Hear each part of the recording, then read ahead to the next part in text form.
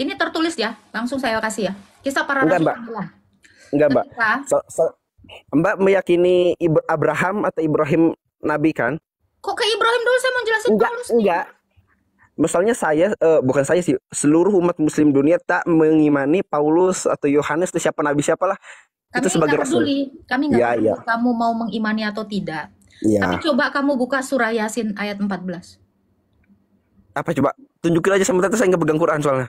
Ya, utusan yang diutus sama Isa itu bernama Paulus. Tanya ustadzmu.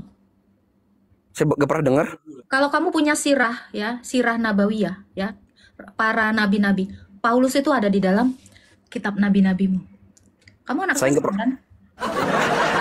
Iya, saya anak pesantren, saya anak pesantren, saya akui. Pertama tanya kepada gurumu ya, ustadzmu, tanya surah Yasin ayat 14 ya, sorry ya. Dua utusan lain, dua utusannya Isa. Itu siapa namanya? Coba lihat tafsirannya. Mbak bisa tunjukin Al-Quran, coba dari situ Kamu akan tunjukin ke saya. terkaget-kaget. Itu siapa? Dan di dalam sirah nabawiyah jelas itu namanya Paulus. Berarti Paulus itu bukan rasul, berarti dia tuh muridnya Yesus dong. Murid Yesus itu rasul. Gimana Oh, sih? murid, oh 12. Maaf. Hawariun. Jadi ke-12 murid Yesus tuh, satu losinya murid Yesus tuh rasul semua. Gini, pokoknya ini jadi catatan kamu. Nih ya, surah Yasin. Makanya saya bilang, kalau kamu tidak mengimani Paulus, enggak masalah. Kenapa nama Paulus ada di dalam sirah? Ya, ya. Oke. Ya.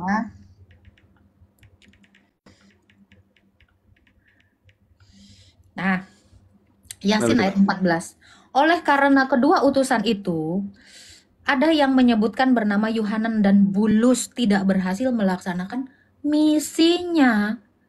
Dikirim lagi seorang yang bernama Syamun dengan tugas yang sama. Ada Paulus di sini. Coba teksnya, sebentar teksnya. Oke.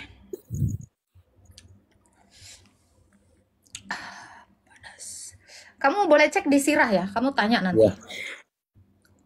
Oleh karena kedosan itu ada yang menyebutkan misalnya Yohanes di Bulus tidak berhasil melaksanakan. Iya, Quran NU-nya teh, Quran NU. Quran NU. Hah? Quran NU ada? Quran NU boleh, bentar. Ntar dulu saya mau nyari Quran dulu, bentar. Cari lah. Nah, ada tafsirnya tuh. Ini sayang Pak Prof, ini di mana nih dia nih? Quran NU dan tafsirnya. Bentar ya.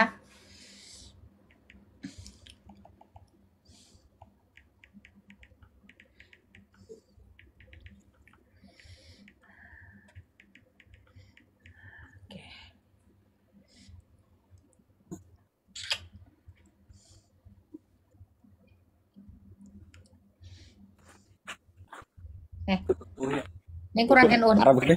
Ya, Mbak. Ini Quran NU. Iya. Woi. Kelihatan? Coba artinya yaitu ketika kami mengutus kepada kedua orang utusan, kemudian kami mengutuskan dengan utusan yang ketiga, berkata semuanya kamilah orang yang disebut. Kamu lihat Yohanes. Oh iya, oke.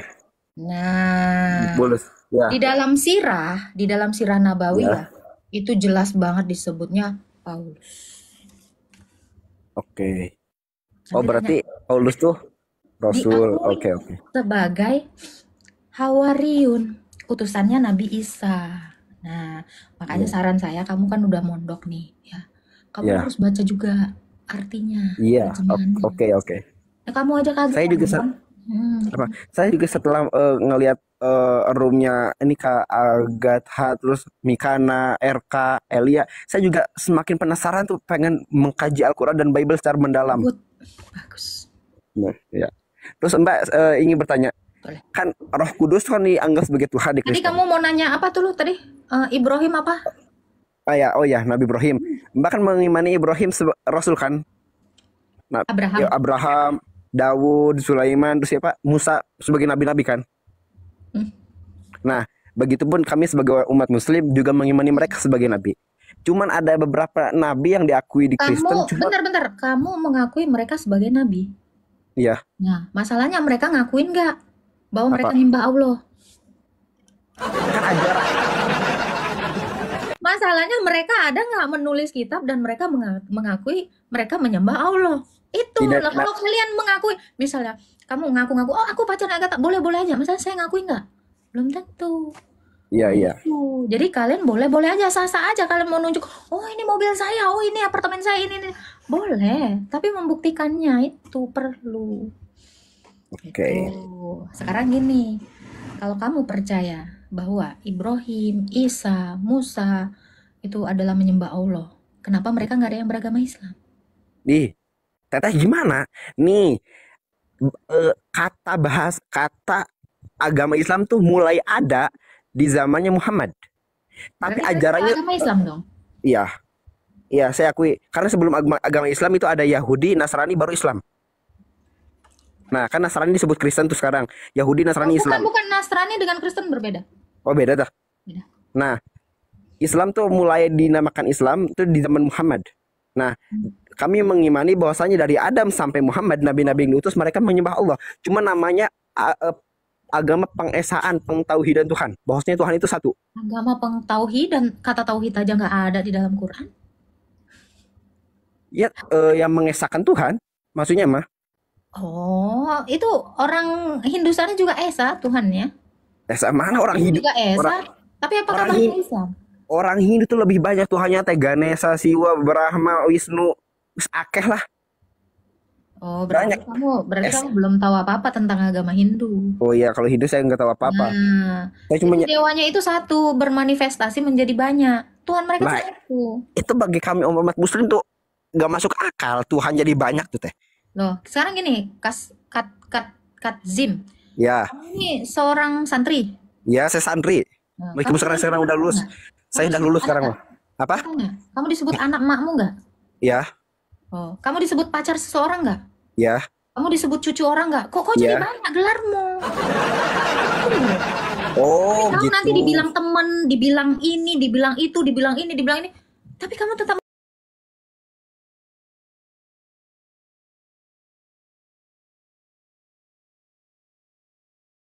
Nah, kalau Hindu enggak. Jadi definisi kamu mengatakan, pokoknya ajaran mereka mengesahkan Tuhan. Semua orang dengan agamanya masing-masing itu mengesahkan Tuhan, tapi belum tentu Islam. Iya, oke. Karena saya mengimani nih, Mbak, mengimani. Kita cari tahu dulu ya. Tentang Isa atau Musa lah. Kamu mau pilih yang mana? Daud? Musa aja. Sekarang saya tanya, Musa itu pernah ngaku Islam? Enggak, tapi beliau menyembah Allah. Allah yang mana? Allah yang kami sembah. Oke, sekarang saya tanya, Musa itu orang apa? Orang Yahudi. Orang Yahudi ngomong Allah nggak? Kan mereka menyembah Yahweh. Apakah Allah disebut Yahweh? Ya. Nah, Allah ganti nama. Apa, Mbak? Apakah Allah disebut Yahweh? Kami tuh, kalau saya pribadi ya, Yahudi nyembah Yahweh, terus Kristen salah satunya menyembah Tuhan Bapa. Bentar. Ini kan di dalam Quranmu dikatakan Musa nyembah Allah. Iya. Apakah Musa itu bahasa Arab? Apa? Atau Allah ganti nama dari Yahweh ke Allah? Enggak. Itu perpindahan Allah bahasa. Pernah ganti nama enggak? Bentar dulu. Allah pernah ganti nama enggak? Tidak. Tapi beliau punya, tapi Allah punya nama. Allah punya 99 nama. Kan gini, Bang. Kan gini. Ya. Semua tadi sesuai dengan klaim kamu. Pokoknya bahasa Arab semua di negara manapun. Artinya Allah nggak pernah ganti nama. Ya toh? Tetap namanya Allah. Kemanapun dia, ke Inggris pun dia tetap Allah. Kemanapun dia tetap Allah. Jadi kenapa Musa tidak menyembah Allah? Dia menyembah Yahweh. Katanya Allah nggak ganti-ganti di semua negara. Harusnya di Yahudi sana, di Israel sana, namanya tetap Allah dong dipanggil Musa. Nah, itu bukan ganti nama. Itu bukan ganti nama, Mbak. Tapi itu perpindahan bahasa. Oke, kan kamu bilang nggak boleh ganti-ganti bahasa. Semua bahasa Arab. Ya itu mah Quran. Itu mah Quran. Itu mah Quran. Itu Quran. Oke, nggak apa-apa. Makanya saya bilang, kapan hari Musa menyembah Allahmu? Dia nggak pernah menyembah Allah. Bahkan dia nggak bisa berbahasa Arab. Nggak mungkin kan? Atau kita mau bilang Allahmu ganti nama? Jadi Yahudi-Yahudian. Kalau nama bro, kalau nama kayak kamu, Katzim. Kamu ke Eropa sana tetap namamu Katzim kan? Iya. Nah, Allah demikian nggak? Iya. Berarti Musa nggak nyembah Allahmu. Mbak pasti ingin tahu kenapa saya Makanya mengatakan saya bahwasanya bilang, ngaku-ngaku itu boleh aja. Tetapi dia enggak. ngaku enggak. Oke Mbak tadi ngasih pertanyaan bahwasanya Musa tuh ngaku bahwasanya nyembah Allah nggak? Oke saya nggak tahu, akui nggak bukan nggak mengakui, saya nggak tahu, sayanya nggak tahu. Cuman di kitab kami di Al-Quran dijelas banget Musa disebutkan sebanyak 130 kali di Quran. Saya nggak peduli itu. Saya juga nanti bikin buku catatan harian Musanya 1000 kali. Itu nggak ngefek. Itu bisa-bisanya aja. Masalahnya itu tadi. Kalau kamu berlogika, Allah itu tidak pernah ganti nama. Sesuai dengan bahasanya, ya harusnya dia tetap Allah. Masalahnya Musa di dalam kitab Tauratnya itu tidak pernah menyebutkan dia menyembah Allah. Kamu tadi udah mengakui Yahweh, Adonai, Elohim.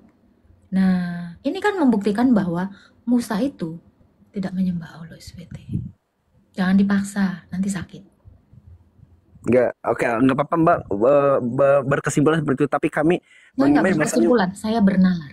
Iya, begitulah. Tapi saya pribadi ya, mungkin umumnya untuk umat muslim, bahwasanya Musa itu hamba Allah. Lah kenapa? Karena udah jelas banget di Quran dijelasin bahwasanya Musa itu utusan Allah. Di Quran udah jelas banget, Ya, 130 Musa kali. orang Arab, bukan Musa orang Yahudi. Ya udah, oke. Sekarang lanjut pertanyaan Mbak. Ini saya bukan untuk berdebat ya, ingin tahu aja tentang Kristen. Roh Kudus kan dianggap Tuhan tuh sebagai di Kristen. Nah, di Islam juga ada istilah Roh Kudus tuh, ada di Islam. Di Quran juga ada. Nah, Roh Kudus yang di Islam yang dimaksud Islam itu ialah malaikat Jibril. Nah, saya ingin bertanya, Roh Kudus tuh siapa sih di Kristen tuh? Dalilnya yang mengatakan Rohul Kudus di dalam Islam itu, di dalam Quran itu adalah Jibril. Karena Jibril itu lain. Nah, saya udah baca Al-Quran. Saya nggak bohong ya Mbak. Saya jujur nih. Iya, saya jujur. Saya lupa ayatnya. Yang penting ada kalimat biruhil kudus di Al-Quran. Dalam kurung di terjemahan itu Jibril, malaikat Jibril. Kalau Mbak cari di Google juga siapa Roh Kudus dalam Islam, pasti jawabannya Jibril di Google. Yakin saya. Jadi Jibril itu malaikat atau apa? Malaikat. Oke, malaikat. Kenapa dia disebut Rohul Kudus? Nggak tahu. Ya, malaikat itu berbeda dengan Rohul Kudus. Roh Kudus itu adalah Allah. Nafasnya Allah. Kalau di dalam iman Kristen. Makanya saya bilang, kalian ini ada narasi. Nah, ini jadi pertanyaan sebenarnya, tanda tanyanya ke Usman tadi yang bakar-bakar tadi. Makanya kalian ini bingung menerjemahkan Ruhul Kudus itu siapa. Coba kalau nggak dibakar, kan jadinya ketahuan mana yang benar, mana yang enggak. Karena gini, terjemahan atau tafsiran tiap penafsir itu beda-beda. Ada tafsir Kemenak lain, tafsir Tahlili lain, tafsir Qurtubi lain. Nah ini, andai tidak dibakar, kalian akan tahu Quran yang benar itu yang mana. Masalahnya kan ini ditutupin terus, nggak ada yang tahu. Bahkan penulis Quran hingga detik ini yang kamu katakan si Zahid lah, si Usman lah, siapalah, itu pun itu baru prediksi. Kalau kayak kitab saya ini kan jelas. Matius menuliskan Injil Matius, Markus demikian, Yohanes